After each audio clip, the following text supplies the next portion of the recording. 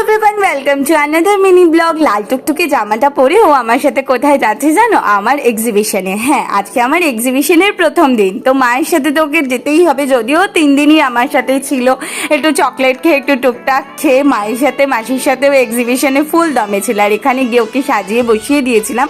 এই ছিল আমার কাউন্টার, একটা জুয়েলারি সাইড ছিল আর একটা সাইডে ছিল শুধু ওর জামা কাপড়। আর এই ছিল আমাদের পুরো এক্সিবিশন মানে প্রচুর মানুষের সাথে নতুন পরিচয়। যারা এক্সিবিটার থাকে 2-3 দিনে তাদের সাথে একটা বন্ধুত্ব হয়ে যায়, একটা অন্য রকম ভালো লাগা থাকে এক্সিবিশনের পরপর। সত্যিই আমার ভিডিও করা হয়নি।